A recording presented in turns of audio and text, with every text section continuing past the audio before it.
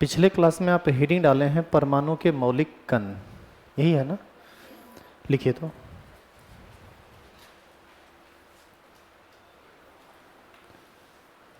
लिखेंगे परमाणु के 3 मौलिक कण होते हैं।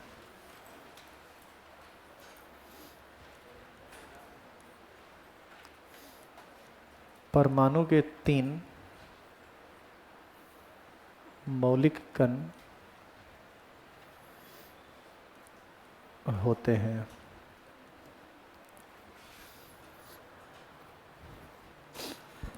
पहला इलेक्ट्रॉन, इसको बाबू इंग्लिश में भी इलेक्ट्रॉन ही कहते हैं और इसको सिंबल है इसका E-, क्योंकि इलेक्ट्रॉन पर ऋण आवेश होता है। दूसरा है प्रोटॉन,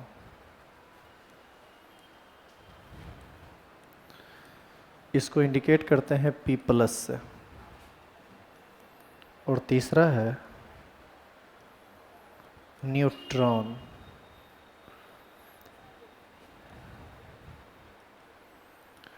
इसको सूचित करते हैं N0 से। 3 मौलिक कण में पहला है इलेक्ट्रॉन, दूसरा है प्रोटॉन, तीसरा है न्यूट्रॉन। इंग्लिश और हिंदी इसका दोनों नाम समान होता है, तो हम हिंदी में इसका नाम कभी भी नहीं लिखेंगे। हम जब भी लिखेंगे तो लिखेंगे ये इलेक्ट्रॉन, प्रोटॉन, न्यूट्रॉन। और दूसरी बात, केमिस्ट्री में इलेक्ट्रॉन, प्रोटॉन, न्यूट्रॉन को लिखने की आवश्यकता बहुत ज़्यादा पड़ती है, इसीलिए इसको आप ये सब वर्ड दीजिए ही नहीं, आप इसको सीधे सिंबल में लिखिए E-, P+ और N0। ऐसा इसलिए इलेक्ट्रॉन पर ऋणावेश होता है, इलेक्ट्रॉन का E और ऋणावेश के लिए माइनस चार्ज E-, प्रोटॉन का P और उस पर प्लस आवेश होता है तो पॉजिटिव चार्ज, और न्यूट्रॉन पर कोई आवेश नहीं होता है इसलिए उस पर हम लोग क्या लिखते हैं, 0। तो E- से इलेक्ट्रॉन रिप्रेजेंट होगा, P+ से प्रोटॉन और N0 से न्यूट्रॉन। कोई दिक्कत नहीं है इसमें, लिख चुके हैं आप इसको। अब सुनिए, जैसे पिछला दिन हम बता रहे थे आपको कि परमाणु के मौलिक कण का मतलब उस सभी कण से है जिसकी उपस्थिति हर एक परमाणु में हो। जैसे हाइड्रोजन भी इलेक्ट्रॉन प्रोटॉन से बना है, इसमें सिर्फ न्यूट्रॉन नहीं होता है। हीलियम इलेक्ट्रॉन प्रोटॉन न्यूट्रॉन से बना, लिथियम इलेक्ट्रॉन प्रोटॉन न्यूट्रॉन से बना, सब का सब चीज इलेक्ट्रॉन प्रोटॉन न्यूट्रॉन से बना।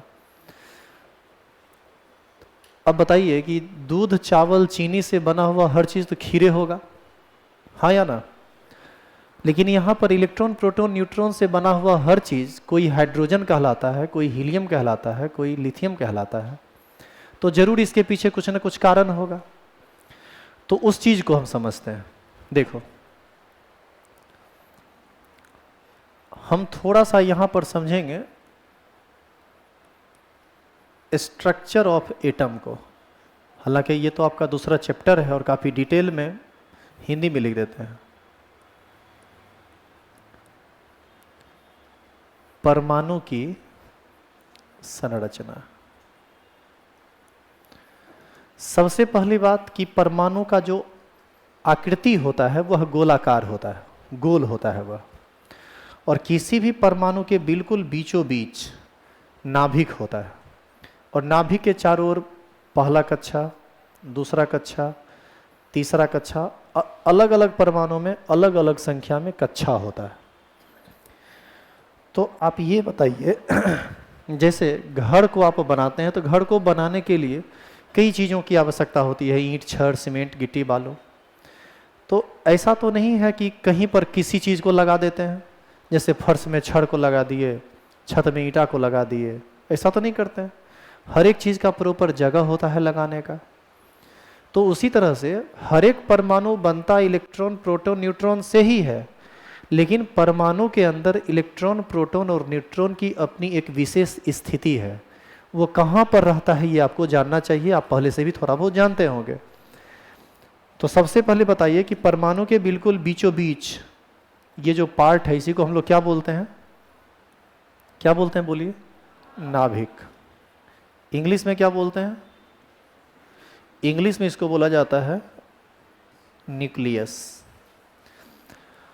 और ये जो इस न्यूक्लियस के चारों ओर ये पहला राउंड, दूसरा राउंड, तीसरा राउंड, ये किस चीज को रिप्रेजेंट करता है? कक्षा।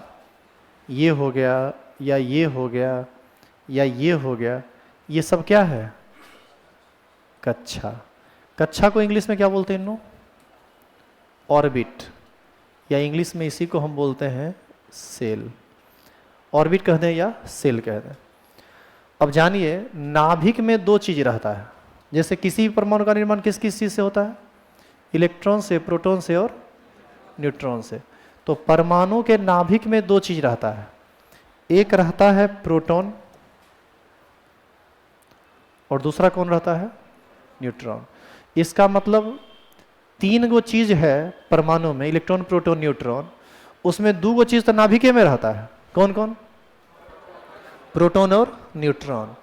और इलेक्ट्रॉन जो है वह अलग अलग कक्षा में घूमता रहता है, अलग अलग संख्या में।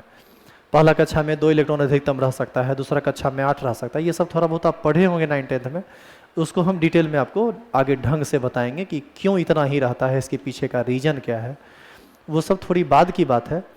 अभी फिलहाल बस आप इतना जान लीजिए कि परमाणु का आकार गोलाकार होता है, परमाणु के बीचों बीच नाभिक होता है।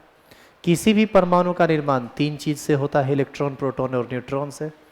परमाणु के नाभिक में प्रोटॉन और न्यूट्रॉन रहता है, और इलेक्ट्रॉन जो होता है वह कक्षा में, नाभिक के चारों ओर जो कक्षा होता है उसमें चक्कर लगाता है। अभी आपको बस इतना जानना है, और इसके बाद फिर हम एक किसी परमाणु में इलेक्ट्रॉन, प्रोटॉन और न्यूट्रॉन की संख्या को जानेंगे। तो आप इसको लिखिए, तो पहले फिगर बनाइए। तो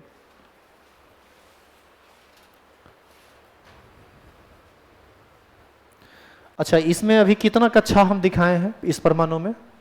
3। सुनिए, परमाणु में कक्षा की संख्या 1 भी हो सकती है, 2 भी हो सकती है, अधिकतम 7 कक्षा तक हो सकता है। अभी तक जितना परमाणु खोजा गया है उसमें अधिकतम कक्षा कितना है? 7। तो कोई ऐसा परमाणु नहीं है जिसमें 7 से अधिक कक्षा हो। 1 से लेकर 7 तक कुछ भी हो सकता है। तो बताओ, ये परमाणु कितने कक्षा वाला दिखाया गया? 3। अब बिना मतलब का 7 को घुमाते रहेंगे तो जगह बहुत ज्यादा लगेगा, बात उतने हैं। और सारी बात समझाई जाएगी कि इसमें कितना कक्षा होता है, इस कक्षा के पीछे का रीजन क्या है, उसमें कितना इलेक्ट्रॉन रहता है, वो सब समझेंगे डिटेल में। अभी जो बात मोटा मोटी आप जानते हैं बस उसी को थोड़ा हम क्लासिफाई कर रहे हैं।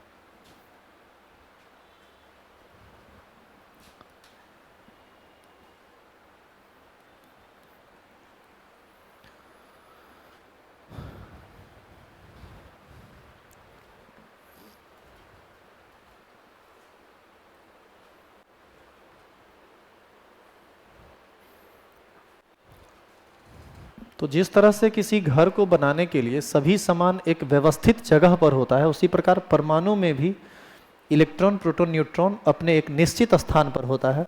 प्रोटॉन और न्यूट्रॉन नाभिक में रहता है और इलेक्ट्रॉन कहाँ रहता है? कक्षा में।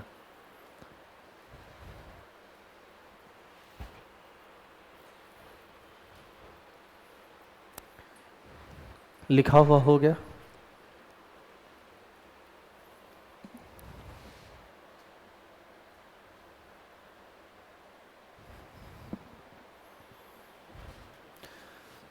नीचे एरो दीजिए, लिखिए।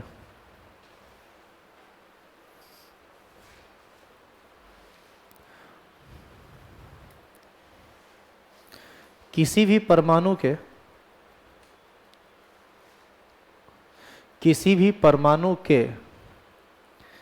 बीच वाले भाग को, किसी भी परमाणु के बीच वाले भाग को नाभिक, ब्रैकेट में न्यूक्लियस कहते हैं। किसी भी परमाणु के बीच वाले भाग को नाभिक, ब्रैकेट में यहां लिखा हुआ है न्यूक्लियस कहते हैं। पूर्ण विराम के बाद इसी में लिखिएगा, परमाणु के नाभिक में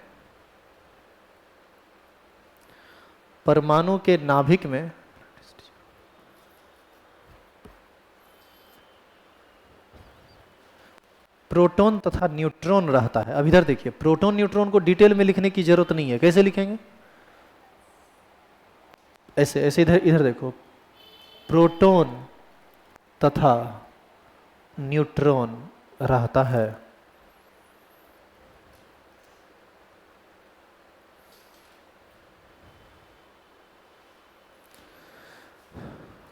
नीचे एरो दीजिए, लिखिए नाभिक के चारों ओर, नाभिक के चारों ओर, नाभिक के चारों ओर वह पथ, नाभिक के चारों ओर वह पथ रास्ता जिस पर इलेक्ट्रॉन चक्कर लगाता है, नाभिक के चारों ओर वह पथ जिस पर इलेक्ट्रॉन चक्कर लगाता है, उसे नाभिक के चारों ओर वह पथ जिस पर इलेक्ट्रॉन चक्कर लगाता है, उसे कक्षा ब्रैकेट में ऑर्बिट और सेल कहते हैं।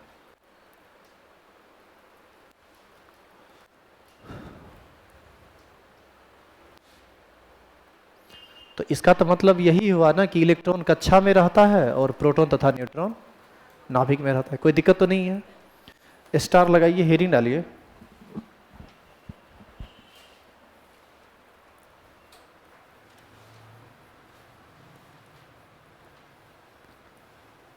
उदासीन परमाणु में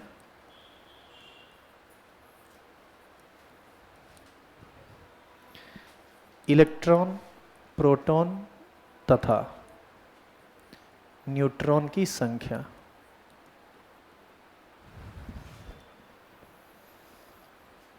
उदासीन परमाणु में इलेक्ट्रॉन, प्रोटॉन तथा न्यूट्रॉन की संख्या।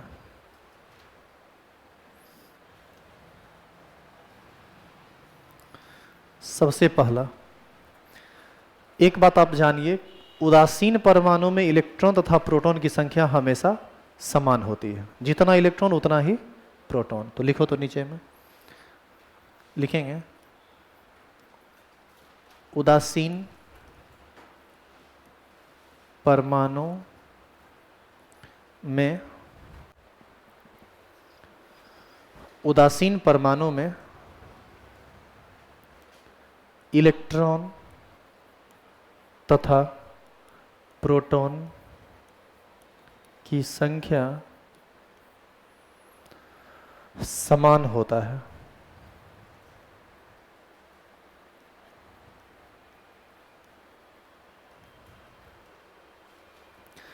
तथा समान होता है तथा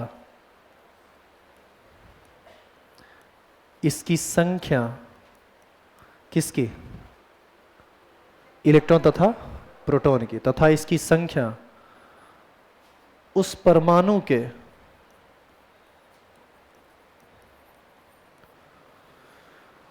तथा इसकी संख्या उस परमाणु के परमाणु संख्या के बराबर होता है। तथा इसकी संख्या उस परमाणु के परमाणु संख्या के बराबर होता है।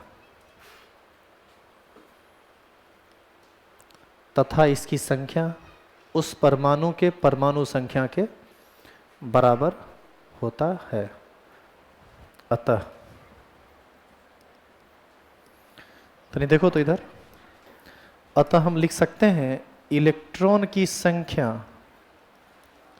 बराबर प्रोटॉन की संख्या। और ये किसके बराबर? परमाणु संख्या के। यही ना लिख सकते हैं। अब बताइए, इलेक्ट्रॉन को सूचित करते हैं ई से, प्रोटॉन को सूचित करते हैं पी प्लस से, इलेक्ट्रॉन को ई माइनस से, प्रोटॉन को पी प्लस से, और परमाणु संख्या को जेड से। तो हम लिख सकते हैं ई बराबर पी बराबर जेड।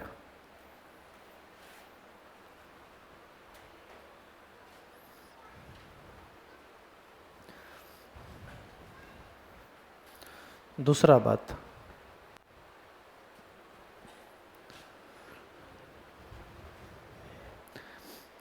अब बताओ तो परमाणु में कितना मौलिक कण होता है? 3। कौन कौन? इलेक्ट्रॉन, प्रोटॉन और न्यूट्रॉन। तुम किसकी किसकी संख्या निकालना सीख गए? इलेक्ट्रॉन की संख्या और प्रोटॉन की संख्या। जैसे आपसे यदि पूछा जाए कि ऑक्सीजन के एक परमाणु में कितना इलेक्ट्रॉन होगा, बताइए। 8, क्योंकि उसका परमाणु संख्या 8 होता है। उसमें इलेक्ट्रॉन कितना होगा? 8। प्रोटॉन कितना होगा? 8। अब हम न्यूट्रॉन की संख्या सीखेंगे। दूसरा में लिखिए, लिखेंगे परमाणु में, किसी भी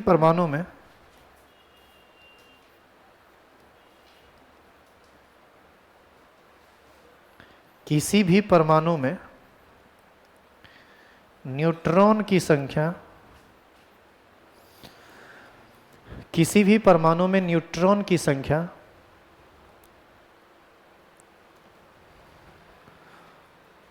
परमाणु द्रव्यमान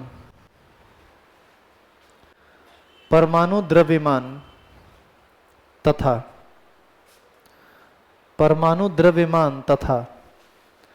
परमाणु संख्या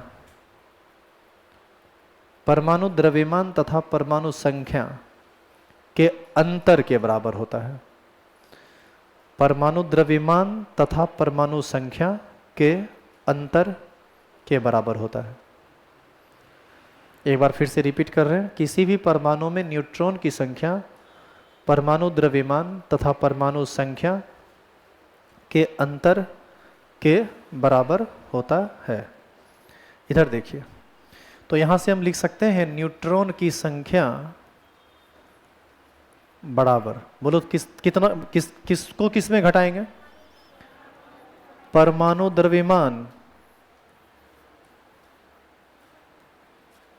माइनस परमाणु संख्या। अब बताओ बाबू, न्यूट्रॉन की संख्या को हम सीधे n0 से दिखाते हैं, परमाणु द्रव्यमान को किस चीज से सूचित करते हैं? a से, और परमाणु संख्या को, तो न्यूट्रॉन की संख्या बराबर क्या हो जाएगा? a minus Z. जैसे एक एग्जाम्पल के तौर पर यदि आपसे पूछा जाए कि फ्लोरीन के आयरन के एक परमाणु में न्यूट्रॉन की संख्या क्या होगी, तो आपको इसका एटॉमिक नंबर भी पता होना चाहिए और एटॉमिक मास भी। बताओ तो न्यूट्रॉन कितना होगा? ए का मान 56 और जेड का मान 26। 56 माइनस 26 बराबर 30। समझ में आया कि न्यूट्रॉन का संख्या कैसे निकलेगा? तो इलेक्ट्रॉन और प्रोटॉन की संख्या निकालना तो बेहद आसान है। न्यूट्रॉन में थोड़ा बहुत उलझन होता है, तो उसको आप, अच्छा इस चीज़ को आप कैसे निकाल सकते हैं? यदि आपको एटॉमिक नंबर और एटॉमिक मास याद हो तभी तो निकलेगा। आप याद कीजिए, सबसे पहला क्लास में हम एटॉमिक नंबर और एटॉमिक मास ही ना लिखाए थे, इसीलिए लिखाए थे ताकि आगे आपको ज़रूरत पड़े तो आप उसका यूज कर सकें।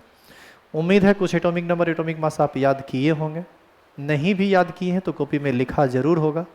उसकी मदद से किसी भी परमाणु में इलेक्ट्रॉन प्रोटॉन न्यूट्रॉन की संख्या को अब आप निकाल सकते हैं। तो कुछ एग्जाम्पल करते हैं।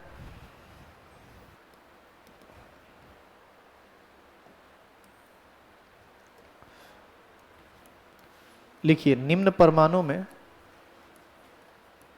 क्वेश्चन करके लिखिए, निम्न परमाणु में इलेक्ट्रॉन प्रोटॉन तथा न्यूट्रॉन की संख्या ज्ञात कीजिए।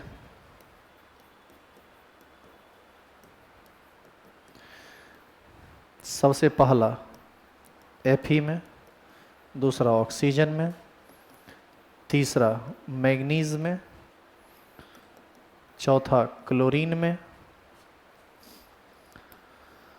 पांचवा हाइड्रोजन में, छठा लिथियम में, सातवां नियॉन में, और लास्ट 8। और क्या करने लगे?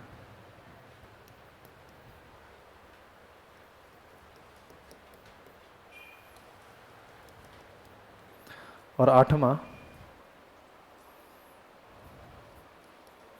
मरकरी में।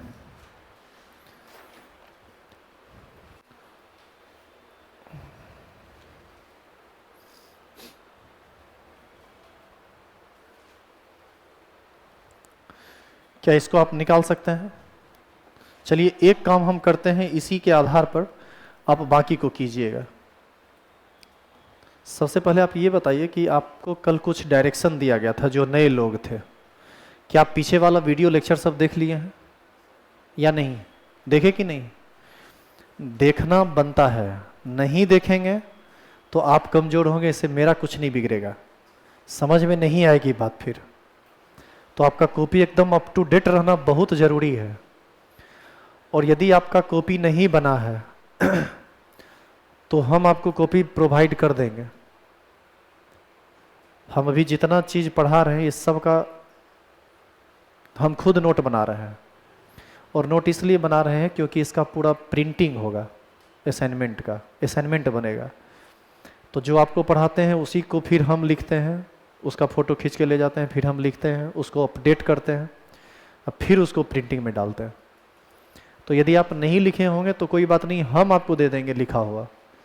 अगला दिन आप लिख के लाइएगा। और लिखा हुआ कहाँ देंगे? लिखा हुआ कहाँ मिलेगा आपको? वही टेलीग्राम चैनल पर। आज हम फोटो भेज देंगे लिखा हुआ, पेज नंबर करके लिखा हुआ, page number 1, page number 2, page number 3, आज तक का लिखा हुआ सब भेज देंगे, देख लीजिएगा उसको। टेलीग्राम ज्वाइन किए कि नहीं सब लोग? नहीं ज्वाइन किए तो ज्वाइन कर लीजिए। टेलीग्राम पर जाके यदि आपको नहीं मिला होगा तो शारदा केमिस्ट्री ऑफिशियल खाली लिखोगे तो उतने में आ जाएगा, शारदा केमिस्ट्री ऑफिशियल। और नहीं तो डायरेक्ट शारदा केमिस्ट्री, सब शारदा केमिस्ट्री ऑफिशियल लिखिएगा तो स्मॉल में लिखिएगा, और शारदा केमिस्ट्री सिर्फ लिखिएगा तो कैपिटल में लिखिएगा, आ जाएगा। उसको ज्वाइन कर लीजिए, उसमें हम सब फोटो आज भेज देंगे। चलिए, तो सबसे पहला सॉल्यूशन करते हैं। सबसे पहला बताओ क्या है? आयरन। तो पहले ये बताओ आयरन का एटॉमिक नंबर। चलो तुम बताओ, खड़ा हो जाओ। 26, बहुत बढ़िया। तुम बताओ बुआ, एटॉमिक मास 56। बैठ जाइए। तुम बताओ। हाँ, जेड का मान कितना? अच्छा, पहला दिन है आपका, बैठ जाइए। तुम बताओ जेड का मान कितना? जेड क्या है? परमाणु संख्या, तो वो कितना है? 26। बैठ जाओ। आप आए थे ना क्लास, रेगुलर हैं कि नहीं आप? नहीं। चलो रे, तुम बताओ। तो वो तुम बताओ तो ए का वैल्यू।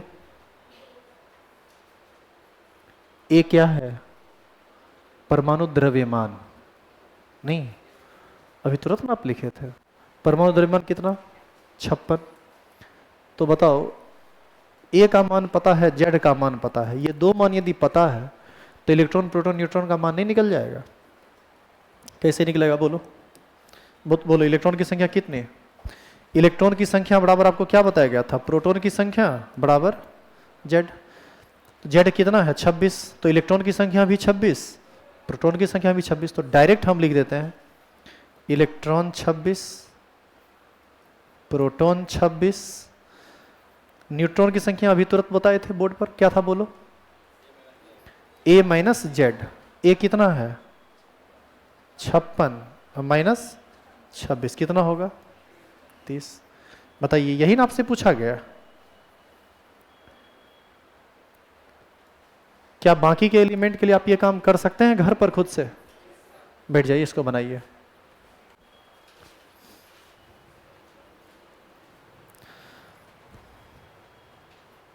इसको बना लीजिए आप, और इसी आधार पर बाकी का एग्जाम्पल आपको घर से बना के लाना है। जो चीज दिख रहा है सब का बना के लाइएगा।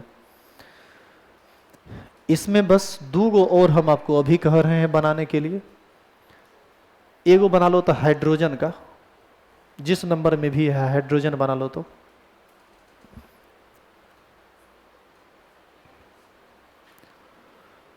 अब देखिए, यहां पर आपको किस चीज की जरूरत पड़ेगी सो बताइए? एटॉमिक नंबर का और एटॉमिक मास का। वो कहां से मिलेगा? शुरुआतें यहीं से हुआ है आपके कॉपी में। सबसे पहला क्लास में सबसे पहला काम यही किया गया कि परमाणु संख्या और परमाणु द्रव्यमान लिखाया गया, और उस सभी एलिमेंट का लिखाया जा चुका है जितना का आपको बीएससी तक जरूरत पड़ेगा। 118 को नहीं याद करना होता, 1 से 30 तक लगातार, और 5-6 को बीच में याद करो। ब्रोमीन का लिखाए होंगे, आयोडीन का लिखाए होंगे, मरकरी का लिखाए होंगे, है ना? ये सब लिखा हो। हाँ, एक मरकरी का वैसे हम लिख देते हैं। अच्छा, एक चीज और सुनो, परमाणु संख्या हमेशा नीचे में लिखाता है और परमाणु द्रव्यमान हमेशा ऊपर में। तो यहां पर यदि हम लिख दें 1 यहां पर लिख दें 80 200.5, तो समझ लोगे ना बात। अब बनाओ।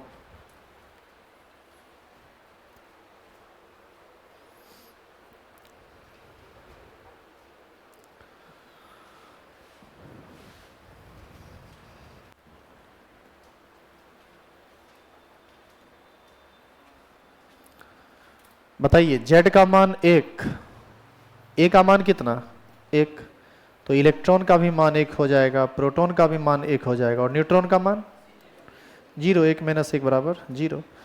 इसका मतलब हाइड्रोजन एक ऐसा एलिमेंट है जिसमें न्यूट्रॉन नहीं पाया जाता है। देखिए मरकरी में बताओ जेड का मान कितना 80, अरे यही ना नीचे वाला जेड का मान है, ऊपर वाला ए का मान है। बताओ ए का मान 200.5। तो बताइए इलेक्ट्रॉन का संख्या 80, प्रोटॉन का संख्या और न्यूट्रॉन का संख्या बोलिए कितना 120.5। तो यहां पर आपको समझना है कुछ। अच्छा जैसे हम तुमको ये बोले कि अभी हमारे क्लास में 50 गो आदमी बैठा हुआ है, कितना ये उचित बात है? 50 गो पूरा है, आधा गो एगो जो है आधा गो धरती धसल है या कटल है। तो जिस तरह से इंसान आधा गो नहीं हो सकता, पौने गो नहीं हो सकता, उसी तरह से सुनिएगा ध्यान से, उसी तरह से कोई भी परमाणु आधा गो नहीं हो सकता, पौने नहीं हो सकता, मतलब फ्रैक्शन में नहीं हो सकता। वो जब भी होगा तो होल नंबर में होगा। तो आप अगले नंबर पर चले जाइए, कितना 120.5 है ना, तो उसको आप कर दीजिए 121। जनरली बढ़ाया जाता है, ठीक है, बढ़ा के लिखना होता है। चूंकि उपस्थिति में आ गया है तो उसको बढ़ा के लिखा जाए। अब जैसे अच्छा एक बात बताइए, आप कह रहे हैं 20.5 गो आदमी है, इसका मतलब आप 20 गो से ज्यादा आदमी की ना बात कर रहे हैं। बात समझ रहे हैं आप? तो घटाएंगे क्यों, 21 लिखेंगे, बढ़ा के लिखेंगे। तो इसमें कितना लिखेंगे बताइए, ये हो जाएगा 200.5 माइनस 80 बराबर 120.5। इसको हम लिख देते हैं 121। क्या कोई दिक्कत है इसमें? तो बाकी जो छोड़े हैं क्या आप इसको घर पर कर लोगे? तो एटॉमिक नंबर और एटॉमिक मास ढूंढ के खुद से बना लेना सबको, ठीक है। लिखिए नोट।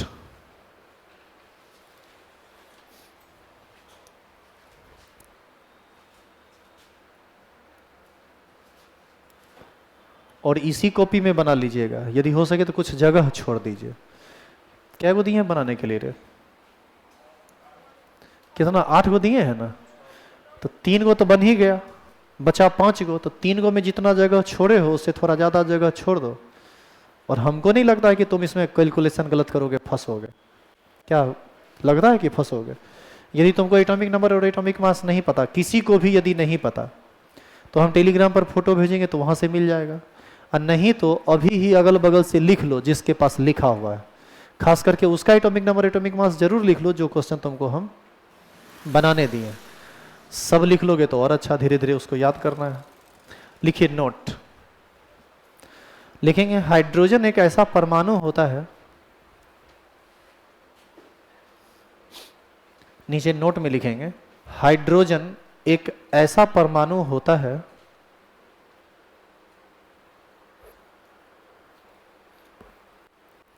हाइड्रोजन एक ऐसा परमाणु होता है जिसमें जिसमें न्यूट्रॉन नहीं होता है। हाइड्रोजन एक ऐसा परमाणु होता है जिसमें न्यूट्रॉन नहीं होता है। इसका क्या मतलब? इसमें सिर्फ इलेक्ट्रॉन और प्रोटॉन होता है, न्यूट्रॉन नहीं होता है। हो गया, लिख लिए? चलिए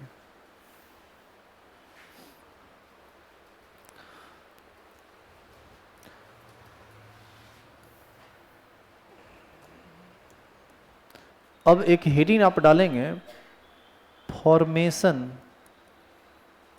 ऑफ कंपाउंड बाय रेडिकल।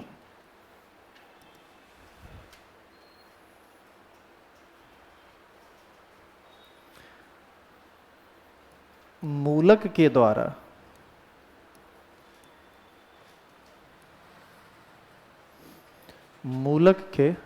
द्वारा यौगिक का निर्माण। इस हेडिंग को लिखने के बाद थोड़ा सा आप रुकेंगे यहां पर, क्योंकि एक बात है जो पीछे से संबंधित है, पहले उसको क्लियर कर ले फिर हम इसको बताएंगे।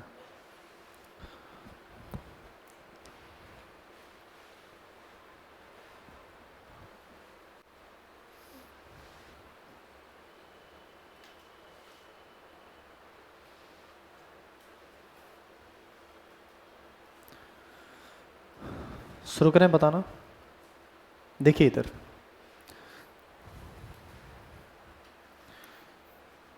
बताओ ये कौन सा परमाणु है? सोडियम। तो ये सोडियम परमाणु है, परमाणु संख्या कितना होता है? 11। परमाणु भार, तो ये हो गया Z का मान और ये हो गया, कोई दिक्कत किसी को नहीं है। बताओ तो इसमें इलेक्ट्रॉन कितना? बोलो, बोलना सीखो, मुंह देखो, मुंह बंद नहीं रखना है। यदि तुमको आ रहा है तो बोलो, तुम्हारे नहीं बोलने का मतलब होता है कि तुमको नहीं आता है। और जितना ज़्यादा बोलोगे ना दिमाग उतना खुलेगा, क्योंकि बोलने के लिए तुमको एक्टिव रहना पड़ेगा, और एक्टिव रहोगे तो अपने पढ़ लोगे। तो इलेक्ट्रॉन कितना? 11। प्रोटॉन कितना? ये 11 इसलिए ना बोल दिए क्योंकि Z का मान 11 है। बताइए न्यूट्रॉन कितना? कैसे? 23 माइनस 11 बराबर 12। तो ये चीज तो आप ऑलरेडी पढ़े हुए, इसमें तो कोई नया बात तो नहीं है। हम इस हेडिंग को थोड़ी देर के लिए रोके हैं, हेडिंग लिख के छोड़ दिए, क्योंकि आगे हो सकता है आपको कुछ कन्फ्यूजन हो, तो हम अभी दूर कर देना चाहते हैं। क्योंकि इस पर हम थोड़ा सा काम कल किए थे, तो इसको पहले देख लेते हैं। अब जैसे मान लो कि कोई तुमको कह दिया कि Na+ आयन में, Na+ का एक आयन है, इस एक आयन में इलेक्ट्रॉन की संख्या, प्रोटॉन की संख्या और न्यूट्रॉन की संख्या क्या होगी, ये आपको निकालना है। तो कैसे निकालेंगे? मेथड बिल्कुल वही है, समान, बस एक छोटी सी बात है जिसको आप ध्यान में रखेंगे, और वो क्या है? आप ये बताइए कि किसी भी चीज पर पॉजिटिव चार्ज कब आता है? जब वह इलेक्ट्रॉन का त्याग करता है। अच्छा, किसी भी चीज पर कितना पॉजिटिव चार्ज आता है? जब वह जितनी संख्या में इलेक्ट्रॉन का त्याग करता है। यदि इस पर एक पॉजिटिव चार्ज है, इसका मतलब है कि ये अपना एक इलेक्ट्रॉन का त्याग कर चुका है। तो आप बताइए कि इसमें इलेक्ट्रॉन कितना? यहां था 10, जब उदासीन था तब था 10, लेकिन चूंकि प्लस चार्ज है तो एक इलेक्ट्रॉन का त्याग कर चुका। तो एक इलेक्ट्रॉन का त्याग कर चुका, तो इलेक्ट्रॉन कितना? 10 था 11, एक घटेगा तो। इसका मतलब यह हुआ कि इलेक्ट्रॉन की संख्या को निकालने के लिए आप क्या किए? इसका परमाणु संख्या 11 होता है, उसमें एक घटा दिए, क्योंकि एक प्लस आवेश है जो जो इस बात को बता रहा है कि एक इलेक्ट्रॉन को ये निकाल दिया है, तो इलेक्ट्रॉन घटेगा ना, तो ये कितना हो जाएगा? 10। प्रोटॉन की संख्या और न्यूट्रॉन की संख्या पर आवेश का कोई प्रभाव नहीं पड़ता है।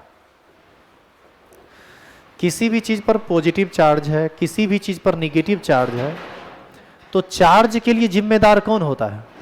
इलेक्ट्रॉन। इलेक्ट्रॉन निकला तो उस पर आएगा पॉजिटिव चार्ज, इलेक्ट्रॉन आया तो उस पर आएगा निगेटिव चार्ज। जितना निकला उतना पॉजिटिव, जितना आया उतना निगेटिव। तो इलेक्ट्रॉन ही चार्ज के लिए जिम्मेदार है, बाद बाकी कोई चार्ज के लिए जिम्मेदार नहीं है। बाद बाकी का संख्या वही रह जाएगा जो आप पहले पढ़े। प्रोटॉन की संख्या 11, न्यूट्रॉन की संख्या 12। क्या बात समझ में आ गई? तो इसमें कंफ्यूजन तो नहीं होगा। आप एक काम करेंगे, उस होमवर्क में 1-2 और जोड़ लीजिए। तो यहां पर 8 गो लिखे थे ना, इसमें एक दो और लिख लो तो 9 Cl माइनस 10 Al3 प्लस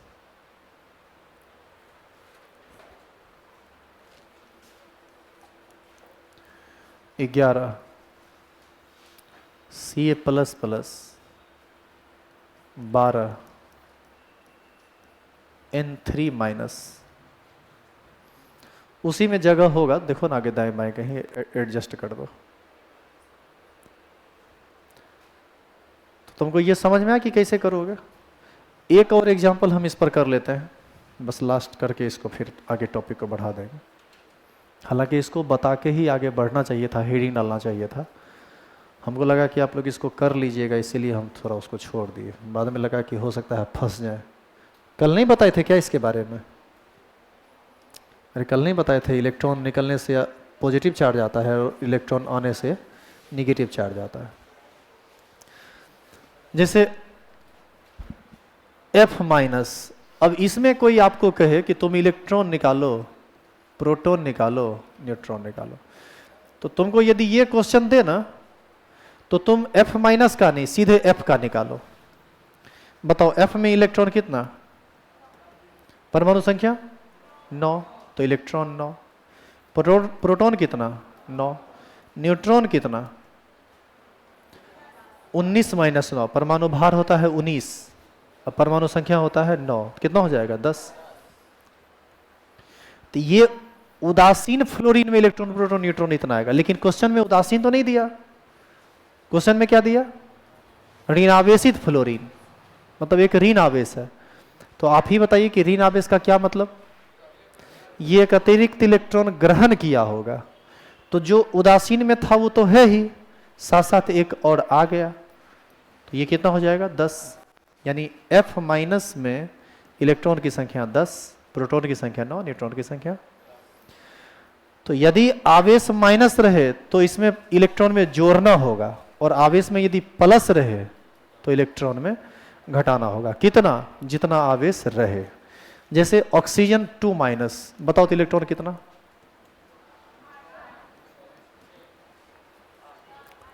अब देखो 3 तरह का आंसर देने लगे, 8, 10, 6 सब बोलने लगा। 10 होगा इसका सही आंसर। ऑक्सीजन का परमाणु संख्या 8, तो इसमें इलेक्ट्रॉन तो 8 होगा, ये 8 तो निश्चित है कि होगा। अब आवेश को देख लेते हैं, कैसा आवेश है? ऋण आवेश। कै गो? इसका मतलब ये 2 इलेक्ट्रॉन ग्रहण किया होगा, तो 8 को पहले से था, 2 गो आया, 8 2 10, तो यहाँ इलेक्ट्रॉन हो जाएगा 10। प्रोटॉन और न्यूट्रॉन तो जैसे निकाल देते हैं, प्रोटॉन की संख्या एटॉमिक नंबर के बराबर यानी 8, न्यूट्रॉन की संख्या कितना? हाँ ठीक है, एटॉमिक मास 16 होता है, एटॉमिक नंबर 8, तो कितना हो जाएगा? 8। तो क्या इस मेथड से आप निकाल लेंगे? फंसेंगे तो नहीं? चलिए,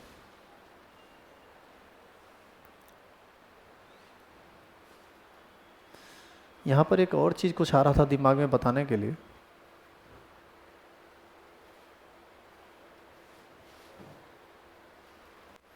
अभी समझा रहे थे तो दिमाग में आया था, फिर दिमाग से स्लिप कर गया, कुछ इसी से रिलेटेड इंपॉर्टेंट बात था। खैर, इसको बना लेंगे ना आप?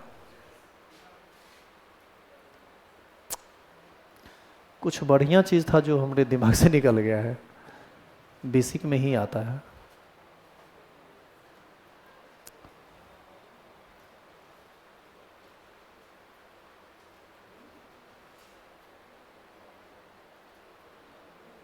छोड़िए,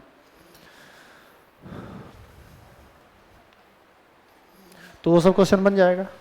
अब वापस आ जाओ इस पर। यहां लिखा हुआ है formation of compound bye radicals, मूलक के द्वारा यौगिक का निर्माण। अब आप सुनिए, बेसिक के धीरे धीरे लास्ट पॉइंट पर जा रहे हैं, जहां पर 2-3 दिन में बेसिक खत्म हो जाएगा। बस इतना जिसको आ गया वो 11th-12th का सिलेबस समझ सकता है, बस रेगुलर रहे तब। जैसे हम यदि आपसे पूछें कि कैल्शियम फॉस्फेट का फॉर्मूला क्या होता है, तो कुछ लोगों को पता है, लेकिन मैक्सिमम लोगों को पता नहीं है। दूसरी बात, यदि हम कोई दूसरा फॉर्मूला पूछ दें कि सोडियम पर क्लोरेट का फॉर्मूला क्या होगा, तो शायद उसमें सब लोग फंस जाएं। आपको पूछ दें कि पोटासियम हाइपोक्लोरेट का फॉर्मूला क्या होगा, तो आप उसमें फंस जाएं। तो एक चीज सुनो, केमिस्ट्री में तुमको जितना यूज में आने वाला कंपाउंड है उस सब कंपाउंड पर हम लोग एक बार बात करेंगे। और एक सिंपल सा ट्रिक है जिसके माध्यम से तुम 2400-2500 कंपाउंड का नाम और फॉर्मूला याद नहीं करो, सीधे बना सकते हो खुद से। बस याद करना पड़ेगा 1 से 2 पेज और उस पर कंपाउंड बनेगा 20 पेज। तो उसी से संबंधित कुछ बात है जिसको आप पहले यहां बोर्ड पर देखिए। आज इस टॉपिक को हम शुरू नहीं कर रहे हैं, बस थोड़ा कुछ दिखा रहे हैं, इसको देखिए पहले आप।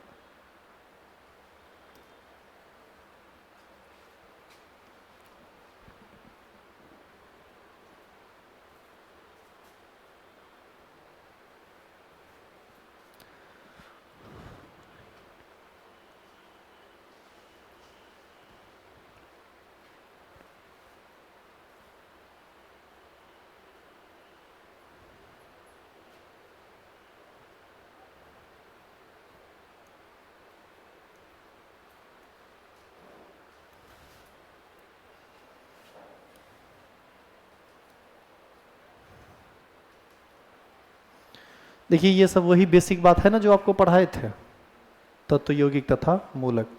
तो इस सब का पीडीएफ भी बना हुआ था, लेकिन इस पर आपको नहीं बताया गया।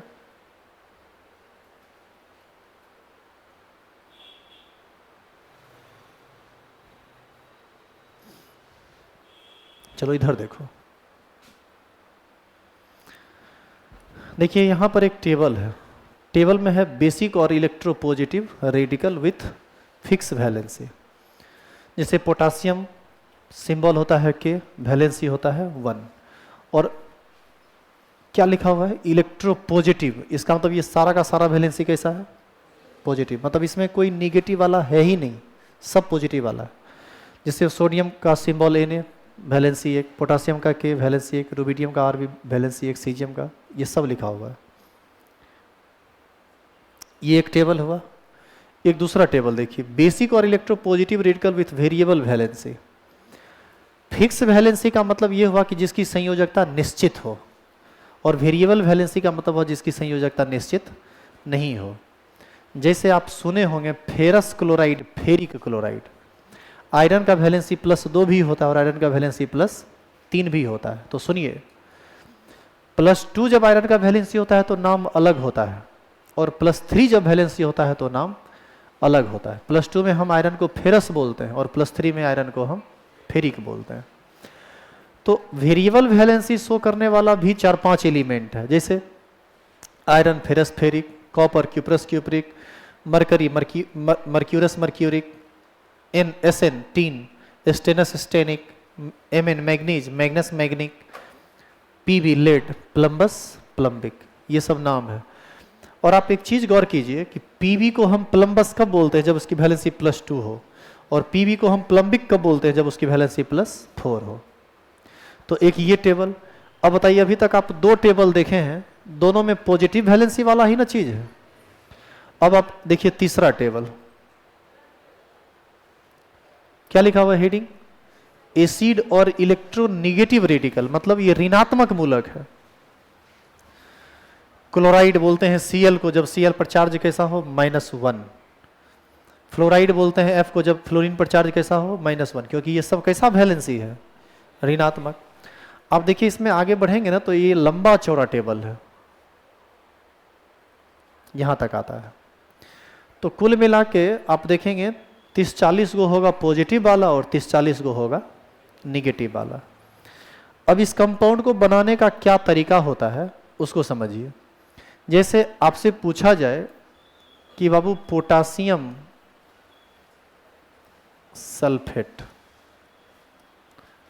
का नाम बताओ, तो पोटासियम सल्फेट का नाम तुम सिर्फ तभी बता सकते हो जब तुमको ये पता हो कि पोटासियम का सिंबल क्या होता है। क्या होता है पोटासियम का सिंबल, के। और सल्फेट का सिंबल क्या होता है, या सल्फेट का फॉर्मूला क्या होता है। इसका फॉर्मूला होता है SO4। तो अब ये सल्फेट और पोटासियम आपको मिलेगा कहाँ?